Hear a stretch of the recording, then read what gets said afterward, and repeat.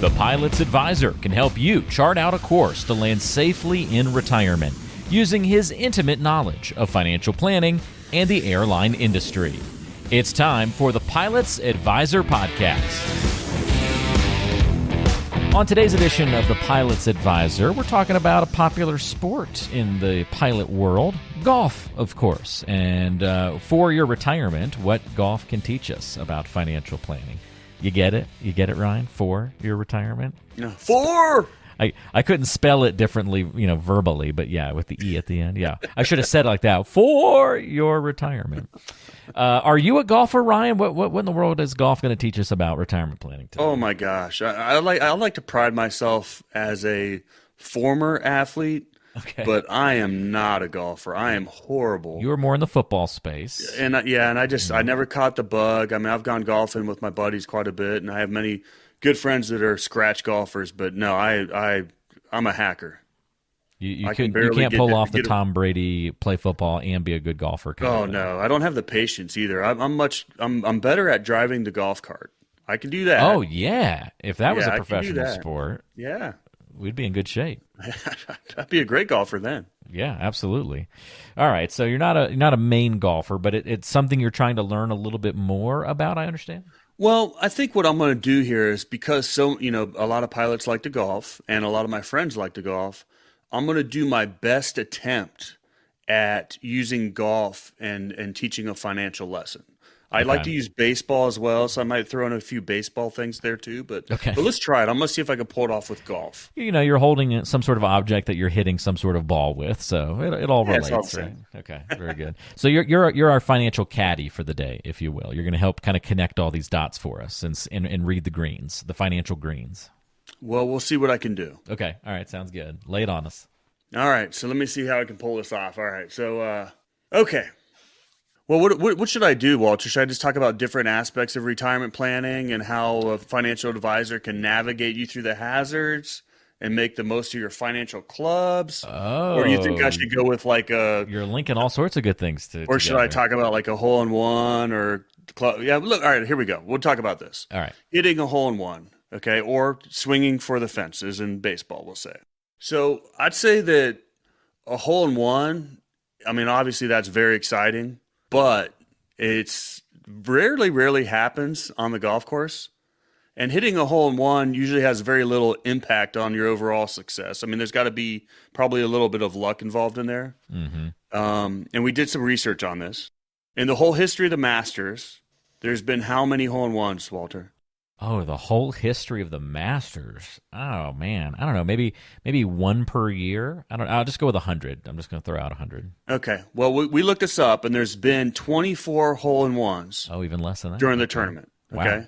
And they've been made by 24 different golfers. Okay, so not a lot of repeats. No, and so this goes back to like with baseball. Would you rather be a home run hitter or consistently hitting singles and doubles? Well, you go for consistency at that point. Okay, right? Well, that's what I would like to think. But yeah, like people remember Masters winners. We don't remember maybe who hit that random hole-in-one on hole 6 or whatever. Yeah, well, exactly. And it was very exciting on that day, but they probably did not wear the green jacket. So interestingly enough, of all those 21 hole-in-ones, the hole-in-one has never been the golfer who ended up winning the tournament. Oh, your point. It's never happened. So the lesson that I find here is even though like a hole-in-one is very fun, even though that home run is exciting, it requires a special combination of luck and skill and it's unrealistic to actually winning anything. And I've been trying to teach my son about this. Like he likes to shoot threes in basketball. And I'm like, son, you can, and he airballs them. I mean, he's too young. Right. I'm like, let's work on the layup. He's trying to be Steph Curry, right? Half court, throw it up there, goes in every time, it seems like. I don't know if he's trying to be Seth Curry or not, but he yells Curry every time and then wings it up there and airballs it. So I think it might have something to do with it. Might be. Yeah, and I'm like, if you keep practicing and you can make a lot of those, I'm all about it. But right now, let's consistently make layups. So I made him do some push-ups last night because he couldn't make a layup to save his life. I love it. We're sprinkling in golf, baseball, financial planning, and a little parenting advice. All right, well, back to the retirement planning. No different than with sports, you got to focus on the fundamentals. in retirement planning, you got to focus on the concepts and strategies that are going to help you win over the long haul. We always talk about long-term investing, much more effective than trying to get lucky or pick that one investment that's going to give you that financial hole in one. I've never said to any of my clients, "Hey, I got a great financial plan. Let's go buy lottery tickets and we'll just wait till you win the lottery and that'll all take care of it." So I like it. yeah. All right, That's so great. I don't know. We went all over the place with that one on hitting a hole in one. So, like, what would be an example? Like, what would be somebody trying to hit a hole in one in finances or in retirement? Is this like just putting all your money into Tesla or all your money into Bitcoin? That kind of mentality. I would think of it as the stock picker for sure. The stock picker or the person that's putting all their money into Bitcoin. Okay. It's just not. You're not diversified. You're taking on a crazy amount of risk, and it's probably not going to work out well for you. Or somebody maybe trying to play catch up, right? If somebody feels like they're behind and they need to, like, all right, to get back in the game, I got to hit a hole. I got to hit a home run, right? I'm not going to eat the elephant one bite at a time. I need this month to make this much to get back on track to where I am. And so you start taking instead of going around the hazard, around the water, you're going to shoot for the green and see what going happens. for the green right over it. Pull out that 3-wood and just whack. Go for it. Yeah, exactly. See what happens. Well, so we don't want to go for the hole-in-ones is the moral of the story, really. No, and in most cases, investing is not supposed to be sexy. I mean, the person that's going to be in the best financial position for retirement, they followed the rules and done the slow and steady. Maybe it's like the tortoise and the hare as well. But investing's not supposed to be sexy. So there you have it. Very good. Makes a lot of sense. All right, what's another comparison? Going to make you give us at least 3 good comparisons here in the golf example. So obviously, you were talking about bats and hitting balls, and so we got to talk about the clubs in the golf bag. So I don't even know how many clubs you're supposed to have now. I know you go up to 9 irons, and you got a putter, and there's a sand wedge now. What else is there? A pitching wedge, sand wedge, a putter, some woods, maybe a hybrid or something. I don't know if there's the golfers are probably screaming at us because there's probably like a technical number of clubs you're supposed to have in your bag, but you've rounded the corner nicely. We get the idea. Yeah. So same thing with saving for retirement planning, and living off your retirement. You can't just have 1 or 2 clubs in your bag. And I think it's really hard for us to at least just get started to invest, whether that's an IRA or in a 401k and other qualified accounts. But you also want to have money that's liquid outside of a retirement account where it's not locked up. And you also want to have safe investments and maybe a little bit of real estate. So just like you can't play a tire round of golf with just a putter or a driver, but I like to say this, I actually can very easily play a whole round of golf with my driver and my putter because that's kind of the way I play. It's just much easier to hit it with that big old driver, isn't it? Well, and I'm a hacker, but it goes to prove because I'm a horrible golfer. Right. So there you go. You can't have just a driver and a putter and expect to win. And I am far from winning in golf. But along those same lines, you need those irons and those short irons and the wedges and the pitching wedge and all those things that we talked about to have a successful retirement. So the same's true with money. Some people try to be successful just investing all their money in the market. And unfortunately, you need to have some safe money as well. And a lot of this has to do with your time horizon, but don't be afraid to look into other tools or other clubs to have a more well-balanced approach, because all these different aspects or these different clubs in investing are going to help you in bad situations. For example, imagine if you had all your money in the market and you retired in 2022 and you don't have any safe money or money that has not gone down 20+% like the rest of the market, and you had to pull income. Bad situation, right? Yeah. Sequence of returns risk would have killed you in this market. So we want to have multiple clubs and multiple tools in our retirement golf bag. Does that work? Yeah, that's in our retirement golf bag so that we can handle each situation. And when I first got into this business, Walter, I'll never forget this.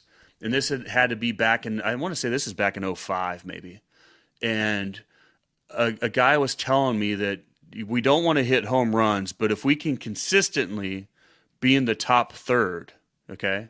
So we're avoiding the bottom third. Sometimes we might be in the, in the middle, but if we can consistently just be in the top third, we'll far surpass almost anyone out there. And I think that holds true. Absolutely. Yeah. And then, if you are in that top third and you have the consistency part figured out, you know what? You might find in your portfolio occasionally the chance to go for that home run or to go for that hole in one. You've built that flexibility, and that's when you can say, all right, kind of like that pro, like I got a 5-stroke lead. I'm going to go for the hole in one on this hole. I'm going to take a little bit of that extra risk because I can afford to do so now. So it's not saying you can't ever take a risk or ever have any fun with this stuff.